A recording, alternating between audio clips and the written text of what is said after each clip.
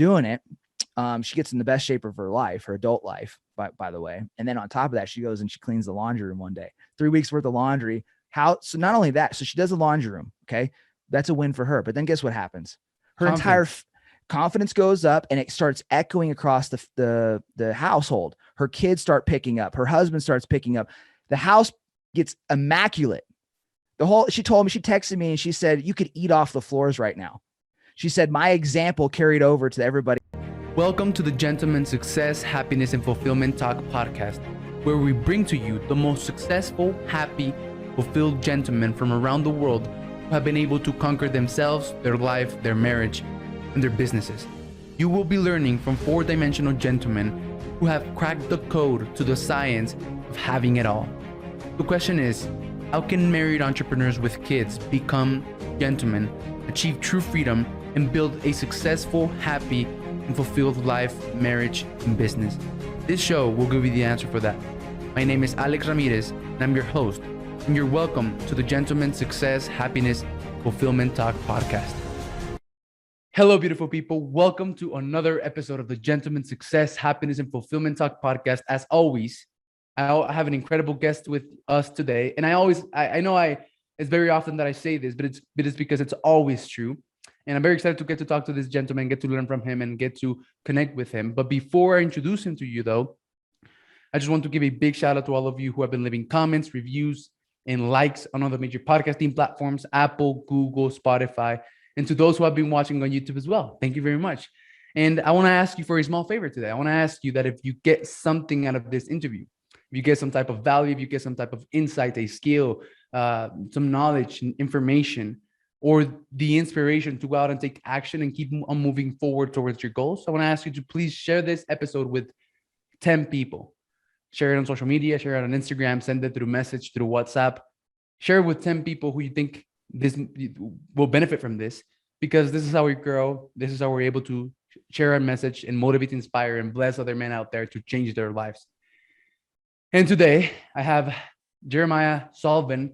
He's a high-performance coach, public speaker, and the entrepreneur behind the leadership training company, Conquer Academy. He's a former Army Ranger officer who is versed in the grit, discipline, mental toughness, and leadership that it takes to win at war. And Solven coaches high-potential people to defeat their excuses and conquer their goals. He's coached hundreds of people to success, including CEOs, aviators, and billion-dollar companies. And he's been featured on platforms like entrepreneur.com, Forbes.com, TEDx.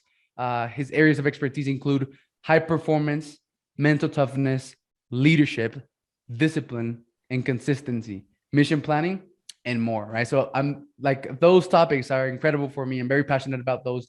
So I'm excited for this one. Jeremiah, thank you very much for being here, man. I really appreciate your time, and you are welcome.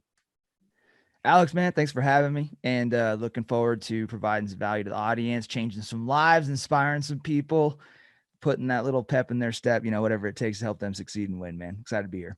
Let's go. Awesome, man. So look, the first thing that I do with my guest, man, is I tell them to walk us through their entrepreneurial journey in 75 seconds or less.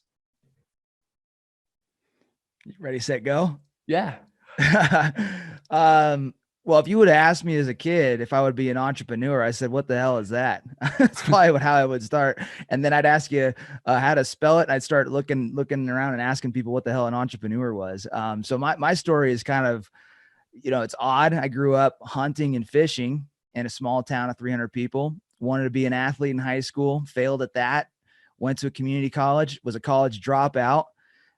Enlisted in the military out of desperation, really. And I started off on the support side of the military. I joined the Army as an enlisted soldier, went overseas, was in Iraq for my 20th and 21st birthday. Over there, had a wake up moment, said, hey, man, I need to change something. I like some things about the military, not some of these other things. So what can I do to advance my position? And I got exposed to a little bit of death over there and said, hey, you know what? Why not just bet on yourself? So I converted to become an infantry officer. I switched over. That was pretty challenging for myself. And I applied to get into the 75th Ranger Regiment, which is a special operations unit. It's a tier 2 special operations unit that specializes in high value target raids overseas. So for me, the military career was what I built my identity on. I shifted from boy to man into leader. And then shortly after the 75th, I became an infantry company commander, led 130 soldiers there. And then I ran 103 miles out in Colorado Springs, in the Colorado Rockies, and ended up having a wake up moment. And I said, hey, you know what? It's time for me to change paths. And I dove into entrepreneurship full time. I was literally out of the military within 4 months. I'm a big believer in just figuring shit out as you go. And I felt like I had a calling, and I followed my gut and I trusted my instincts, dove in, and just went full time into entrepreneurship, coaching people on things that I learned throughout my journey in the military within leadership and high performance. And the rest is history, man. I've just been doing that ever since. I like it. By the way, you nailed it. Okay. So, and I really like it, man. Yeah. So you grew up in a small town, right? Hunting and fishing, went to college, wanted to do sports, but maybe you weren't good enough, right? Yep. And then in college, dropped out. I also dropped out from college, and then military by desperation. So let's see. I'm just like, I mean, I really like your story, man. I'm never like, blanked out. I'm not blanked out. I'm just processing everything. Yeah, you're trying to figure out where to start. I mean, when you look at my story is just the theme in my story is just failure and doubt. I think a lot of people, young men, struggle with those two things, and dreaming, right? So when I grew up, I didn't really have a big dream. And I think that a lot of people, either they dream early and they fail, or they don't dream at all, and then they talk themselves out of the dream later on. And so for me, it took me a while to start dreaming. And when I did, I finally, that was when I wanted to be an athlete in high school. And that dream didn't work out. And so I got crushed. I got, like a lot of people, when your dreams don't work out, you get pretty down on yourself. And I think that, what my story reflects is, it's okay to fail. If you fail at your first dream, it doesn't mean the story is over. Let's see. The audio got lost. Let's see if it's me. Let's see. It was test, mic test. You got me? It was me. Yeah. Go ahead. Right. Where do you want me to pick up from? So you said that you started dreaming at, when you went to college, and, most people dream and, either they fail and then they dream later in life and then they give up. That's where. Yeah. So I would say, just to summarize my story, it's a series of trying, failing, and wanting to pursue a dream, talking myself out of it, and then just saying, fuck it, I'm going to go for it. Right. So my first dream, it failed. And I would say that any young man that's coming up and that wants to become better, wants to transform, wants to become a better leader for his family, whatever you have, whatever your dream once was. And if you failed at it, it doesn't matter. Like, cast a new one and go chase it. So I guess I just want to summarize that. Like, I've accomplished some things in the military. Yeah. You mentioned I was in Entrepreneur Magazine, Forbes Magazine, done these things, but really what my story is about is just constant failure and pushing through it, and then casting new dreams and trying to chase those things over and over and over again. So that's what I want to tell somebody to do today. Regardless of where you're at, don't give up on the dream and just keep chasing, man. Yeah. And then you got to be willing to figure things out on the way. Right. Yep. And you will be able to do that if you have two things: belief and balls. So when I started this podcast, man, I didn't know anything about like podcasting. I didn't know how to do it. I just like dove right into it because I was tired, like for an entire year. Imagine having a 20-year-old at the other side of this screen, right? Trying to pitch you on services to help you grow your business without sacrificing time, health, and relationships, right? Yeah. I mean, I spent a year trying to do that. Got like more than 60 sales calls. I didn't close any, and it was bad, right? But like, I'm so committed to my purpose, and trying to figure it out, and like not wanting to give up, and just failing and keeping on moving forward. And I was like, all right, so maybe I'll start a podcast, right? I had like this idea. I'll start a podcast interviewing men who I believe are modern gentlemen, and in the process, right, men who are decades ahead of me, and in the process of that, I'll learn something for myself so that I can collapse some time, and then I'll be able to impact other people who listen to my podcast so that they can become modern gentlemen as well.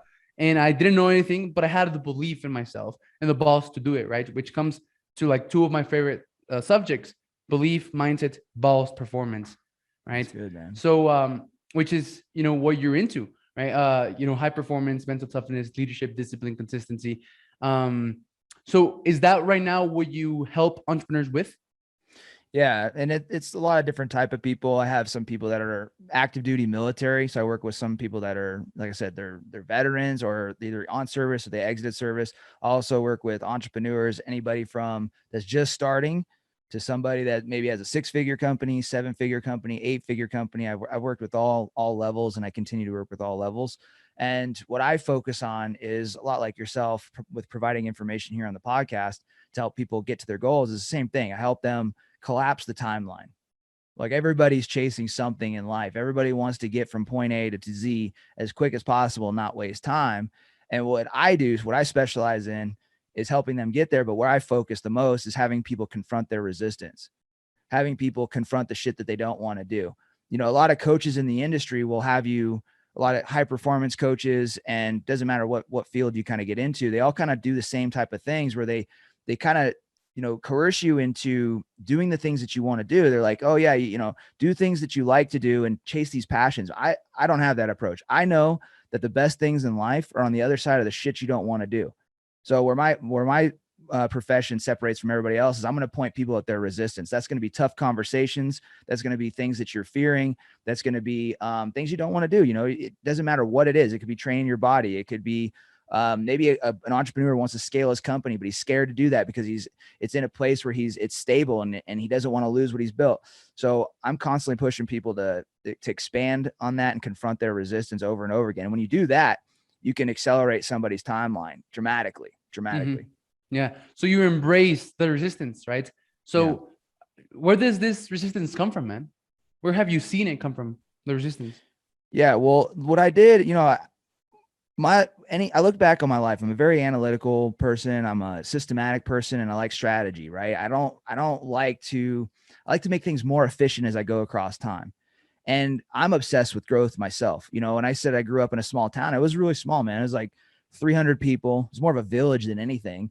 And I got addicted to growth along the way, right? Wanted to be an athlete. That didn't work. Dropped out of college, joined the military, started getting some victories in the military. And then my career in the military, like, man, it was incredible. I went from this small, shy kid from a little town, and then I ended up becoming a Ranger.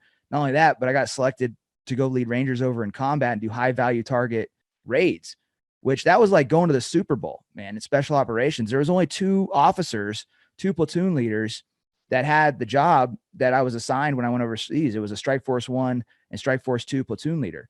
And those little victories, like, they meant a lot to me because I transformed, I changed. And really, I started looking at my life and I said, hey, how did all this happen, man? You went from being a guy that, you know, was in the small town. You struggled in school. You had testing anxiety. I didn't read a full book until my 20s, and I didn't really see myself as an educated person. And so I started looking back and I'm like, man, you keep improving though. You keep improving over and over and over again. Everything from a kid to where you are now as an infantry officer. And I started looking at it and I realized that every time I did something I didn't want to do, I got way better.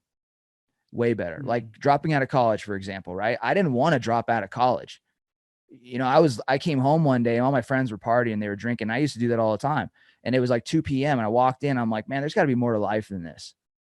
And I was like, what do I do? And I saw some people that I was friends with in high school.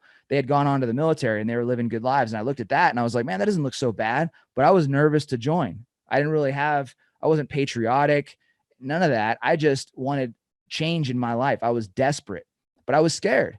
I said, man, if I enlist in the military, what happens? You know, I don't know. You know, plus we have a war going on right now. What if I go to Iraq? There's all these nerves that happen, but I end up embracing that, you know, and I end up going into the military and I start growing. I start getting some little victories. I become a student leader and all the units I go to. And then I get promoted very quickly, you know, and the whole promotion thing and the whole leadership thing that I developed as an enlisted soldier came from the instructors putting responsibility on me and me not wanting to fail. I just feared failure. So I just didn't want to fuck it up. So I would just succeed straight out of failure. So what I'm saying is that I dropped out of school and all these things started happening. And I realized that every time I grew the most, it was when I confronted something I didn't want to do, dropping out of college, even joining the infantry as an infantry officer. I was nervous as shit for that, but I confronted it and I moved forward. My physical accomplishments, I got a ton of those, and those all stem from the same thing. I did a 103-mile race, didn't want to do that, went out and did it, finished it, grew tremendously as an athlete. So everything you want in life is on the other side of the shit you don't want to do. You just have to go confront it and do it. But most people don't, right? Yeah. But Yeah. why is that, man? Do you know?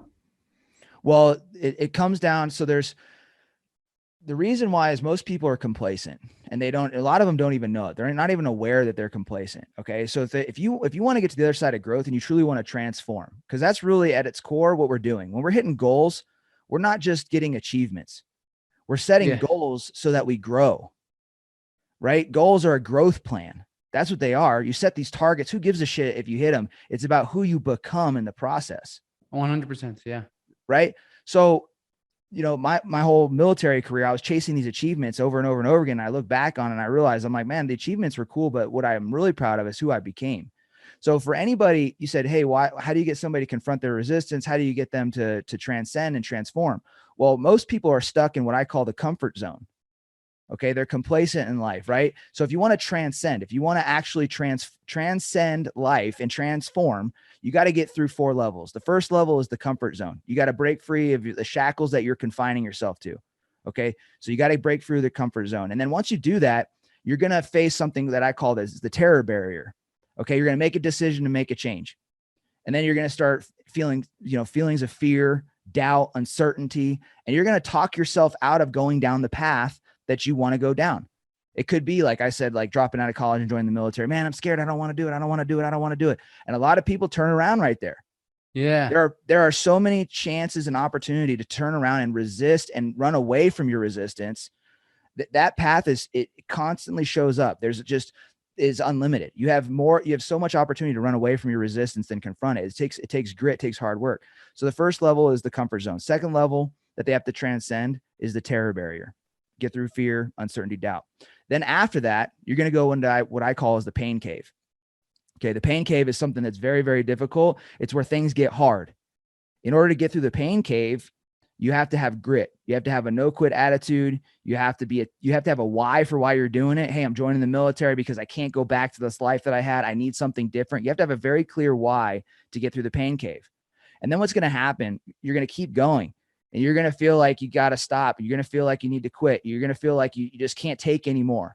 And you're going to reach this zone that I call is the potential barrier. Okay. The potential barrier, most people will never, ever experience this in their entire life. Okay. The potential barrier is where you're so defeated. You are so miserable. You almost feel childlike because you want to lay down and quit and cry. You might be a grown man or see yourself. You might be in your late 20s, 30s, 40s, 50s. It doesn't matter how old you are. You might have plenty of life experience, but you might be getting absolutely crushed on your journey and you want to go crawl and hide and just quit. Okay. In that zone, life feels very, very heavy. You feel alone. It feels dark. It feels cold. And most people turn around at that phase too, at that level as well. Now, the key to get through the potential barrier is that you got to leverage your faith. Okay. And you got to walk blind. You got to walk through the potential barrier with absolute faith and almost blindfolded, not knowing where you're going. You're like, you know what? I don't know if this is going to work out. I don't know if this journey is if I'm going to reach success on this path, but you put one foot in the front of the other. And then eventually, a lot like coming up out of water, you get to the other side of the potential barrier and you can breathe and you feel freedom and you feel peace. So you said, hey, why do most people avoid their resistance? How can they not confront it? It's because there's 4 levels that they have to get through and all of them provide an opportunity to run and hide. And most people do. Damn. Yeah. So, man, out of 100, how many people would say make it, past the potential barrier? I would say out of 100, there's probably 10 people that will get to the potential barrier. I would say 90% of people won't even touch it. They'll get into the pain cave. They'll turn around. They'll quit. They'll say, oh man, I did enough. They will never tap into their true potential. There'll be about 10 people. And then the key from there is like working with people like you to get through there. Well, the key to get through the potential barrier, having a coach can tremendously help, but the key is being connected to your purpose. Sorry for the interruption. If you're an aspiring, established coach, course creator, author, and speaker, I want to extend an invitation to check out my free training on the podcast Cloak Track Framework by clicking on the link in the description of this podcast.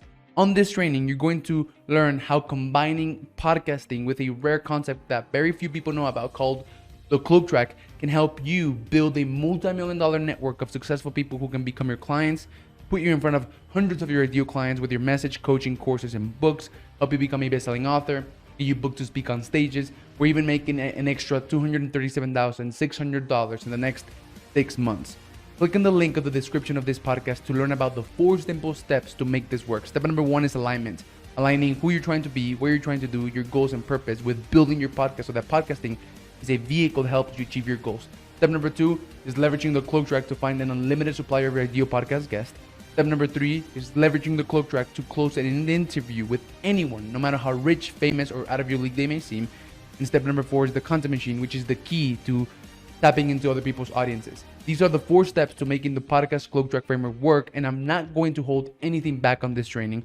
So click on the link in the description of this podcast, go and check it out. And once you've done that, if you feel like this would help, we also have a complimentary, free, absolutely free alignment call to get you started and show you exactly how to implement everything. Get access to the training right now, and I hope you enjoy the rest of this episode. Bye-bye. Yeah. And leveraging your faith. Okay. You do those 2 things and you can get through it.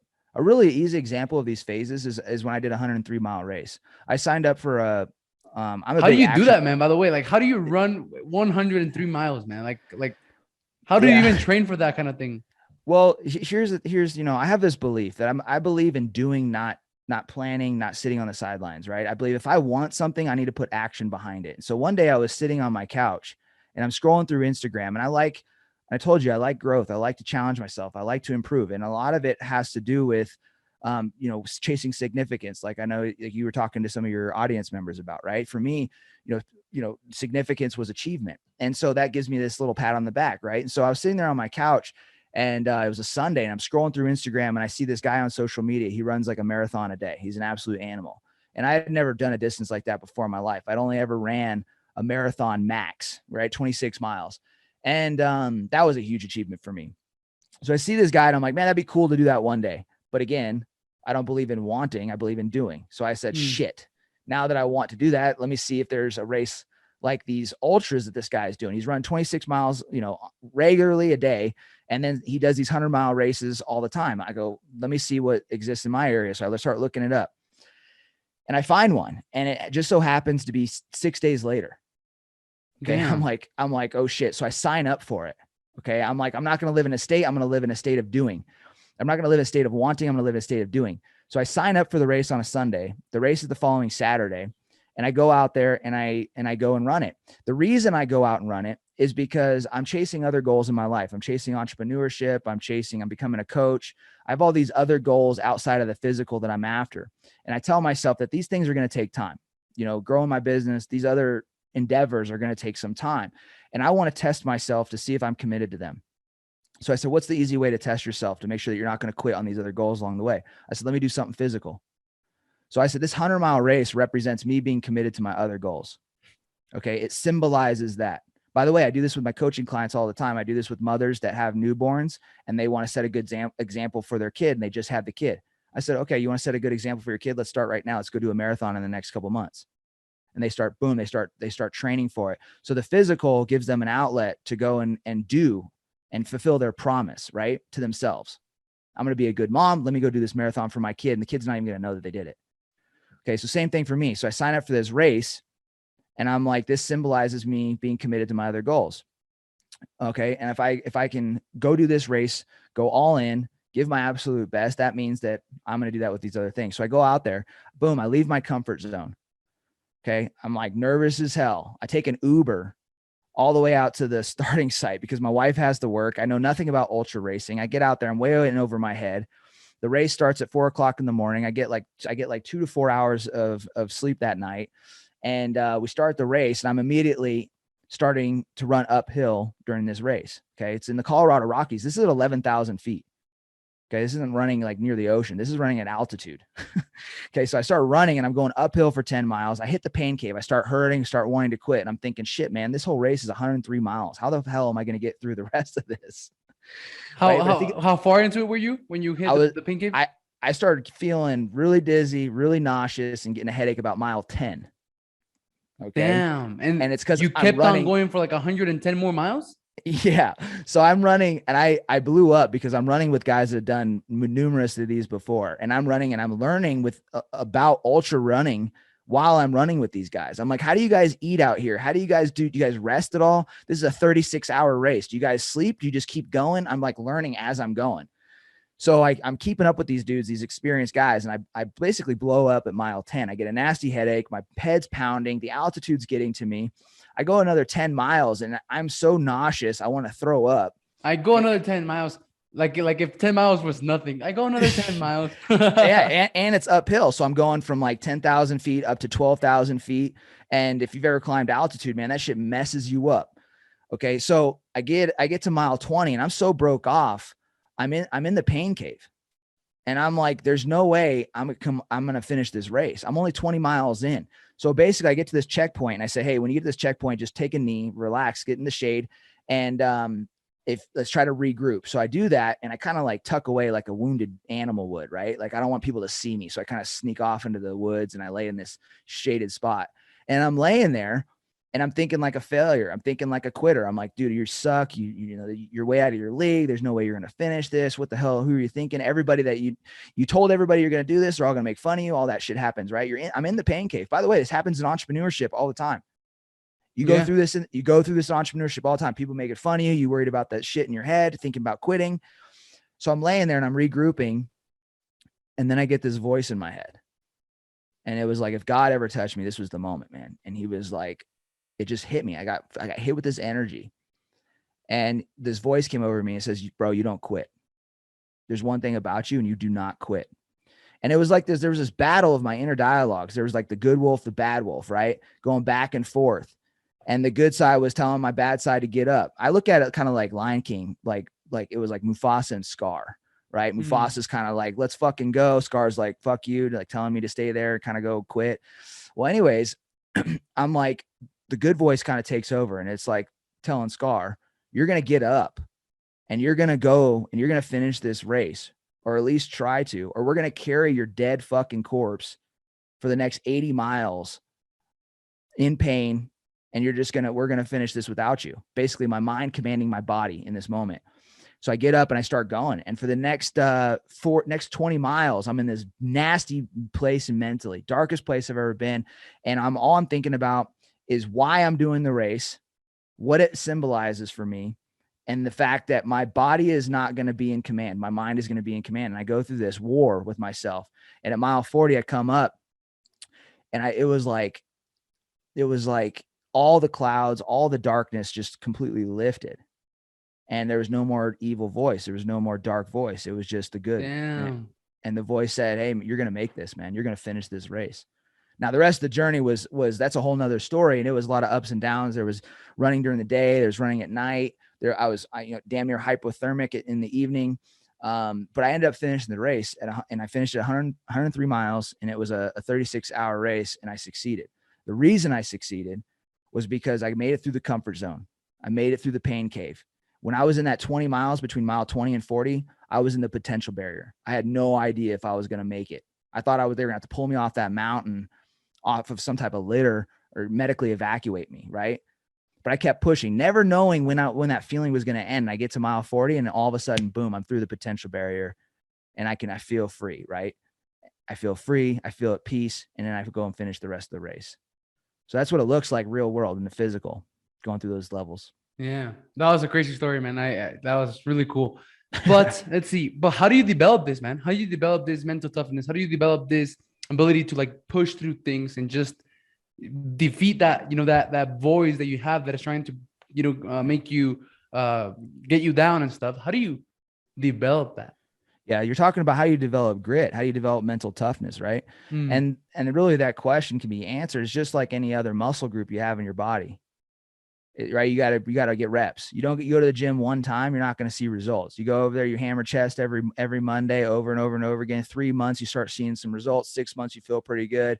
You start PR and you get some confidence along the way. Next thing you know, you're just feeling really good about yourself. You have this really strong muscle group. Well, it's the same thing with grit. Everybody has grit. Everybody has mental toughness. Okay. It works a lot like a light switch. It's not necessarily something that you always have. You just need to turn it on, just like your muscle group, right? Like if I need to curl something, I turn the muscle on and I curl. So mental toughness is existing in every single person. Now they have a certain amount of strength with it that takes time to develop. Life is going to build your mental toughness regardless. Life is going to put hardship in your way regardless, right? You're going to have rough upbringing. You're going to have a career that you don't like. You're going to have all these things that teach you to be resilient. So life is going to gift that to you, right? If your life was easy, you wouldn't be where you're at right now. You wouldn't have the strength that you have right now. So life is going to do that naturally. So people need to find strength in that, to realize that they do have a level of grit. They've been through some hardship. They have mental toughness. Okay. Now that's the first thing, is destroying a belief system. Maybe they think that they're not mentally tough. Maybe they think they don't have grit. Boom. I just destroyed that. You have it. Check it out. Look where you're at right now. You've been through something. Okay. Now, if you want to develop it even more, you got to systemize your life, man. You got to build mental toughness into your life, just like brushing your teeth, just like, taking a shower, whatever you do lifestyle wise, mental toughness needs to be a part of it. So for me, what that looks like is I do two things. One thing is a process that I call Suffering Saturday. Okay. So Suffering Saturday, anybody listening can do this. Wake up on Saturday and you just ask yourself, hey man, what do I not want to do that's going to challenge me mentally and physically? All right. What do I not want to do today that's going to challenge me mentally and physically? Sometimes I had one time where I meditated for a full hour. I was like, bro, I don't want to sit still today. I just want to go do. Well, bro, sit yourself down and just sit in silence for an hour. Try that out. That builds some mental strength. Another time it was like the David Goggins challenge was going on and I was late to the game and I committed to not doing it, but I woke up and I saw people doing it. I said, you know what? I'm going to do the Goggins challenge, but I'm not going to do it in 48 hours. I'm going to do it in 24. And I'm going to mix it up a little bit. I'm going to do some running. I'm going to do a little bit of biking at the end. So I did like 48 miles in 24 hours. Okay. So one time I ran from my house to the top of Pikes Peak, which is basically a 32-mile run with 7,000 feet of elevation gain. On like a random Saturday? Random Saturday. Wake up. What do I not want to do today? I don't want to go to the top of the mountain. So it almost sucks because as soon as I start thinking of the things I don't want to do, I'm like, oh shit, that sounds horrible. And then it's like, nah, I got to go do it. Right. So Suffering Saturday, doesn't matter. It could be a full day event. It could be a 10-minute thing. It doesn't matter. I had one lady, she was one of my clients. She was a musician. She had the laundry room, which was stacked full of laundry for like 3 weeks. She didn't want to touch it. Okay. She had the laundry room, her whole laundry room. You couldn't even see the washer and dryer. There's so much laundry sitting in there. Okay. So she woke up on Suffering Saturday and I'm coaching her on this every Saturday. Did you do something you don't want to do every Saturday? So she starts doing it. She gets in the best shape of her life, her adult life, by the way. And then on top of that, she goes and she cleans the laundry room one day, 3 weeks worth of laundry. So not only that, so she does the laundry room. Okay. That's a win for her. But then guess what happens? Her entire confidence goes up and it starts echoing across the household. Her kids start picking up. Her husband starts picking up. The house gets immaculate. She told me, she texted me and she said, you could eat off the floors right now. She said, my example carried over to everybody else. Okay. She said, my car's clean. My laundry room's clean. My house is spotless. And you know what? It feels good in the household. So this is the power of confronting your resistance, doing something you don't want to do. So that's the first thing, Suffering Saturday, super easy. Second thing is I do a daily action plan. Okay. It's my process for getting shit done. Write out 5 tasks that I don't want to do that are congruent with my goals.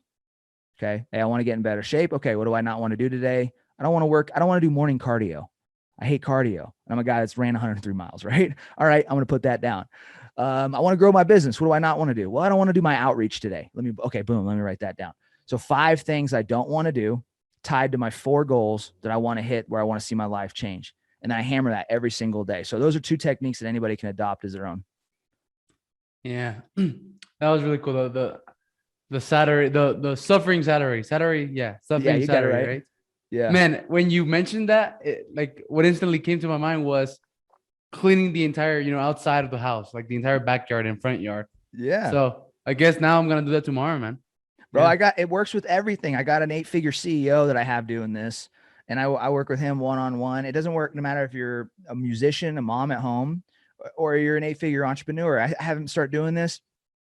He was going to buy a house. All right. And he had a plan for 8 months. Okay. He was like, hey, in 8 months, I'm going to buy this house. He starts confronting his resistance. He has that house in 3 weeks. And Okay. what was keeping him back? Just fear? Just like indecision, fear, talking himself out of stuff, right? So here's the thing with resistance, right? The more you talk yourself out of something, the better you're going to get at talking yourself out of shit. Yeah. Holy shit, man. Yeah. It becomes a muscle in itself, right? So if you want grit, you got to talk yourself into something. I have this phrase. It's like, That's so why mentally, keeping your word to yourself builds confidence.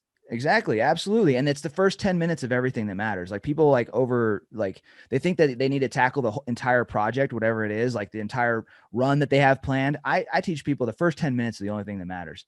You do the first 10 minutes, the rest of everything else it gets Like easy. right now, at the beginning of this podcast, right? I was like exhausted. And look at me right now. Like it doesn't really look like I was exhausted, right?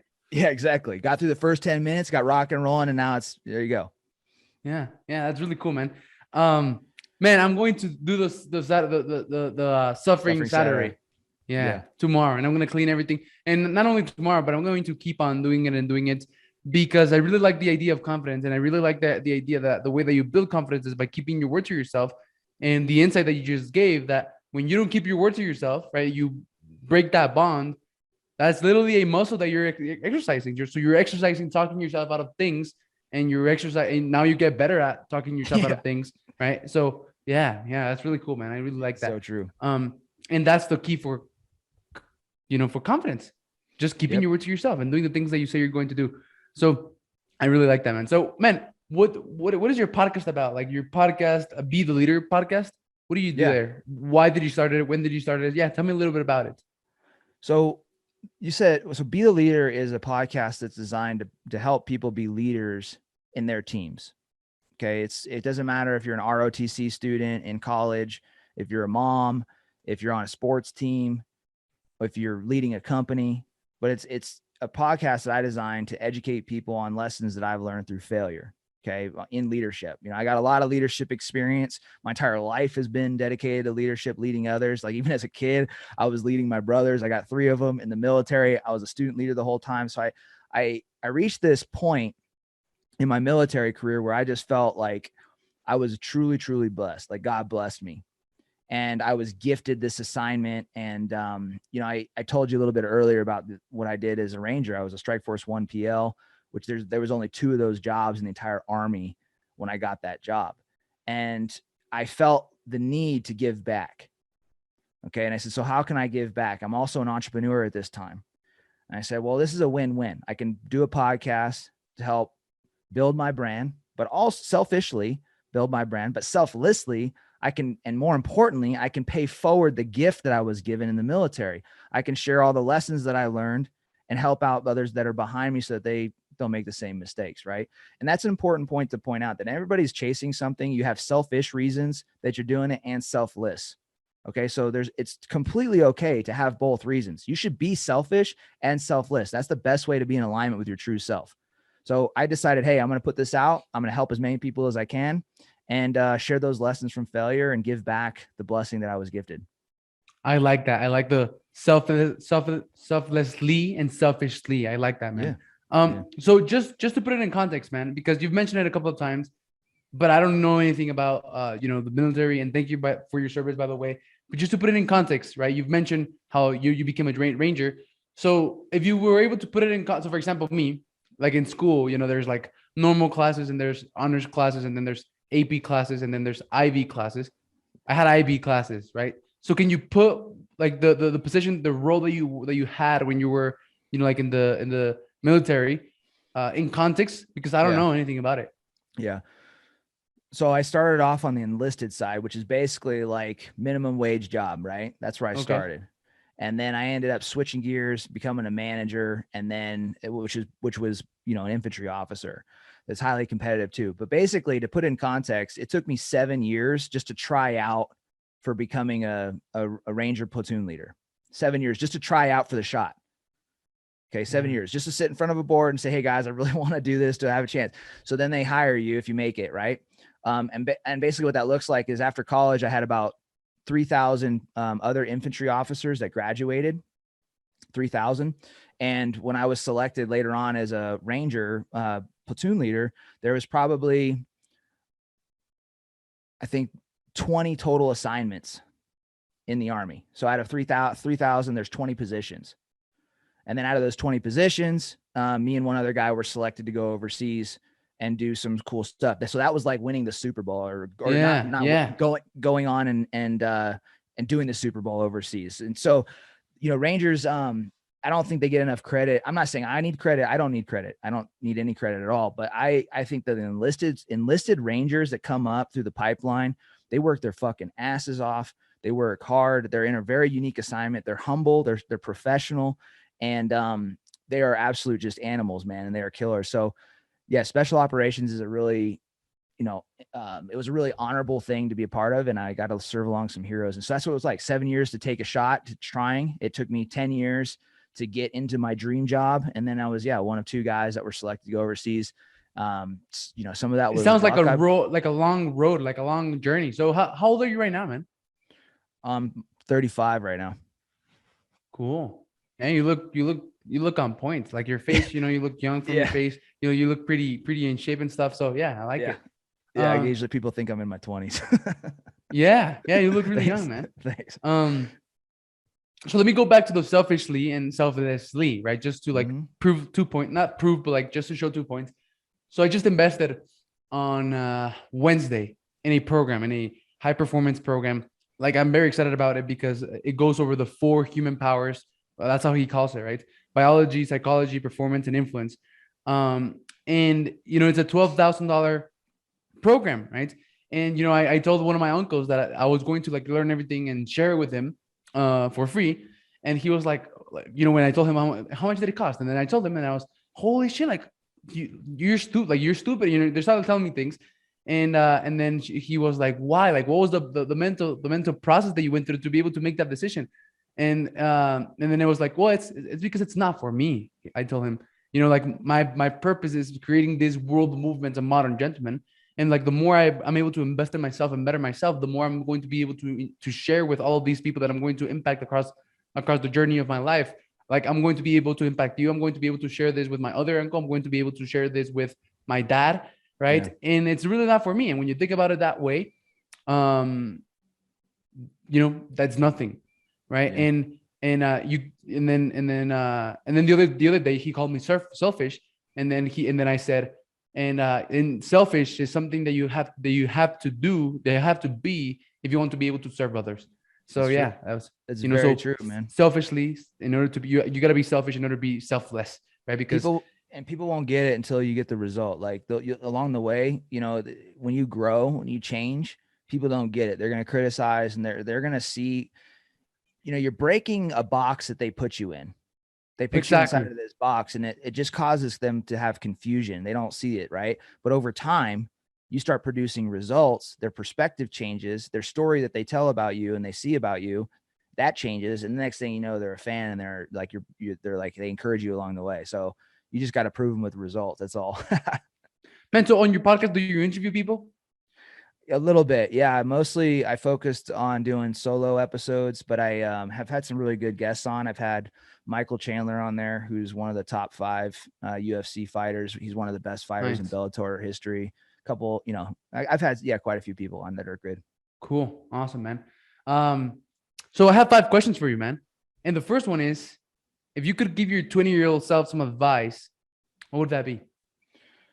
Yeah, I get asked with this one often, and sometimes I feel like my answer changes, but most of the time it's the same. Most of the time, I say 90%, I got 80, 90% of the time it's the same. So my 20-year self, I would tell myself, I struggled with belief in my abilities. That's what I struggled with. I had a lot of doubt, a lot of insecurity.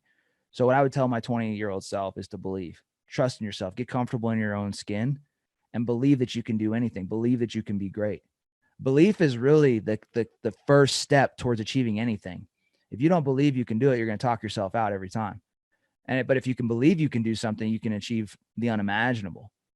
In fact, when I was a kid, I was like, I don't know, I was young, and I was outside one time. My brother, he's actually handicapped. He has Down syndrome, but he's older than me by 4 years. He used to watch me sometimes. He's very functional, and he convinced me that I was a monkey. Okay. He's like, Jeremiah, you're a monkey, bro. So I believed him, and I climbed this tree, this giant tree. It was like 40, 50 feet tall. I get to the very top of this thing, and I'm like, up there and I'm swinging and my mom sees me from the kitchen and she comes running out. Jeremiah, what the fuck are you doing? I'm like, Mom, it's all right. I'm a monkey. I'm up here doing monkey shit. You know what I mean? And she's like, Jeremiah, you're not a monkey. And I was like, wait, what? She took the belief away from me. And you fell?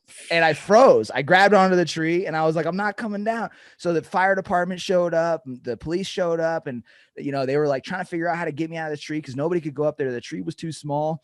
And if they went up there, it would have broke. They couldn't get a ladder up. It was too high. My brother's just watching the whole thing. And she's like trying to convince me to come down. And she gets so stumped, doesn't know what to do. She finally just pauses and she's like, you know what, Jeremiah? You are a monkey. Climb on down, monkey. Right? She gives me the belief again. And here I come, coming right down the tree. So belief is always the thing that helps you get started. You got to start believing in yourself. All right. And that's what I would tell my 20-year-old self. Belief, begin, build, become. Yeah, it's great. Yeah. It all starts with belief, man, because if you don't have belief, you will never begin. And if you don't begin, you will never build. And if you never build yourself, you will never become the person that will be able to do whatever it is that you wanted to do in the first place. But yeah, it starts with belief. I really like that story, man. It dropped the point, So yeah, cool. The next question is around mindset. So what is a mindset shift that you've had that you can share with us and that you think is contributing to your success right now? The key to everything you want starts with imagination. Okay. Your life right now is a product of your imagination. A lot of people are trying to figure out strategically how to get somewhere. They're thinking from the beginning to the end. Hey, I'm making $50,000 this year. I want to make $70,000 next year. What do I got to do to get my way to 70 grand? Okay. A better approach is to not look at things logically, not look at things with past experience. A better approach is to activate your imagination. Okay. To imagine exactly what you want. Okay. I don't want this promotion. I see this as a stepping stone from 50 to 70. That's a stepping stone for people. What do you truly, truly want? Okay. The reason why this is so huge is most people don't think with their imagination. They think with their past experiences. Okay. Everything in life right now is a product of somebody first imagining it. Okay. So the more you can imagine the lifestyle that you want, imagine the things that you can do, you're going to work your way to them. Okay. There's two ways that the human body achieves goals. Works just like dropping bombs, like missiles. Okay. I have a target on the ground. I can see it. I can shoot the missile straight to the target. Right. If you want a goal, you can see how to get there. You can go straight to it. Right. Another way is there's a target out there that I want to hit. I don't quite know where it's at. I know it's over this ridge line. And if I shoot a missile up into the air and I give it the right technology, it's going to find its way to that target. It's going to hit it. Your brain works like that. Course correct along the way. Exactly. Like if you're in a new state and you want your favorite coffee because it's not in the Airbnb that you have, you're using your imagination to say that coffee is out there somewhere. I just need to go find it. So then you get on Google, right? And you start looking up stores and you're using your imagination this whole time. There's no proof in front of you that says the coffee's out there, but you're imagining it. So then you find it and you work your way to it. Your life right now is a product of you first imagining it. You said, hey, I could see myself doing podcasting. I imagine it. And then you start putting together the how and you get there. So if anybody wants to achieve anything, I would say stop looking at things from where you're at to where you want to go and start looking at things from the end with your imagination. Activate it, even if it seems illogical, impossible, and then you'll work your way to it. I like that, man. I really like it. And what you're saying, it's much more deeper. And I know, and I know as well, like I can feel it. Like what you're saying, it's much more deeper. I've experienced it, but if I try to explain it right now, I'm not going to be able to. So I'd rather not try. But yeah, imagination, like visualize like the end goal, right? That's why like vision boards work. On my vision board, I did a vision board like 3 years ago of me speaking in front of hundreds of people, speaking at events. And I'm going to be accomplishing that this year, man. That's crazy, right? Yeah. And yeah, it wasn't like a logical step because I didn't know English. Like if I did it from a logical place, from like, okay, what would be the next step? Right? Like, wouldn't make sense. But like I used my imagination and I did I posted my goals and I was like, this is what I want. And all of a sudden, I'm doing it and I'm going to be doing my own events pretty soon as well. So yeah. Awesome. Mindset map, motion. So what is one habit that you have, Jeremiah, right now that you think contributes to your success daily? It's the action plan that I laid out earlier, my 5 critical tasks that I do every single day. Well, I'd say there's 2 habits and rituals that I have. I've journaled every single morning for probably over 5 years. Haven't missed a day?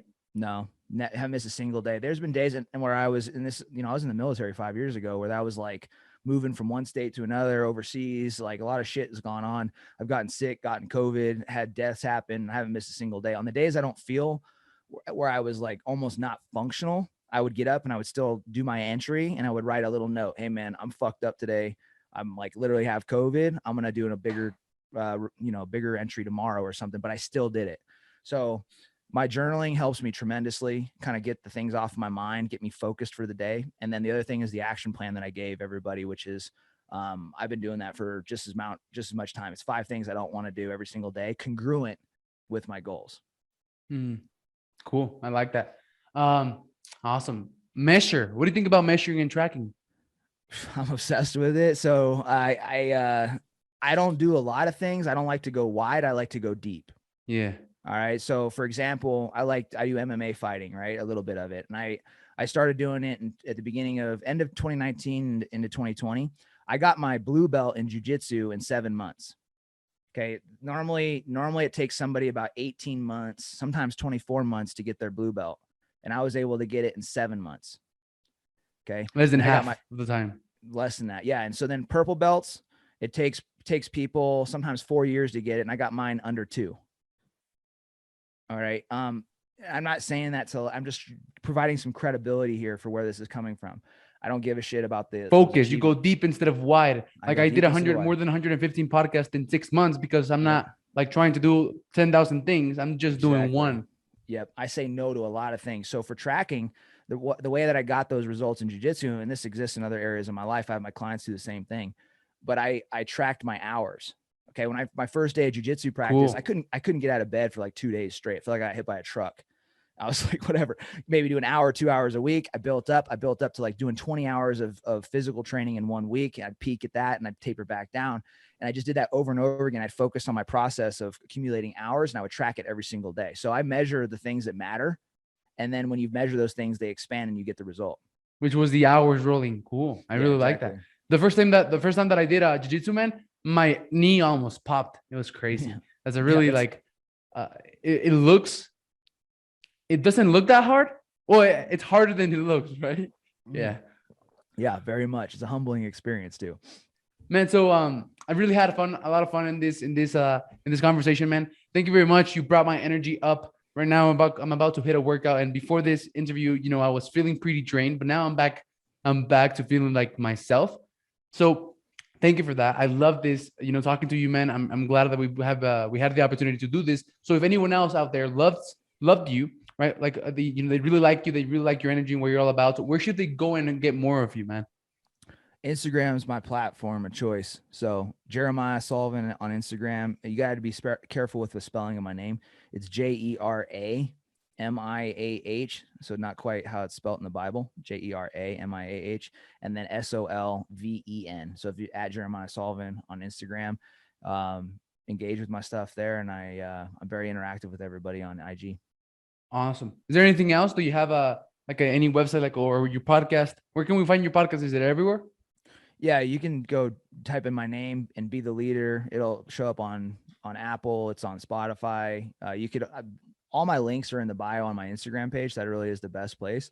You could go to jeremiahsolven.com/links. That's where I have my, you can pick from some things about me and check it out. I also have my company website, which if somebody's looking for coaching, you can go there, and it's just www.conqueracademy.com. It explains what we offer, and we provide a free strategy session to everybody that is interested or looking for a breakthrough. And it's designed basically to help you identify where you're at, where you're trying to go, and what's holding you back, and then a couple of next steps to get you rocking and rolling. And then if you want to explore the professional side, figure out what that looks like, you can have that discussion too. So conqueracademy.com is another great place. Awesome, man. We're going to put all of those links wherever this appears. I'm going to definitely go and check out the Be the Leader podcast because, right, I'm a leader and I want to become a better leader. And so it's it sounds like something very helpful for me. So I'm excited for that. So thank you very much for being here, man. I really appreciate it. And thank you, man. See you later. Thanks for having me, Alex. Later. Bye-bye. Thank you for watching the Gentleman's Success, Happiness, and Fulfillment Talk podcast. If you enjoyed this episode, share it with one friend, leave us a comment, and let us know. 99% of people never leave a review or comment, but we love and are very thankful with the 1% of you who do. If there's something or someone you want to see on this podcast, send me a message on Instagram at Alex_Ramirez1020 and let me know. As a thank you for that, I have an amazing surprise for each and every one of you who does take the time to leave us a comment or review on YouTube or one of the major podcasting platforms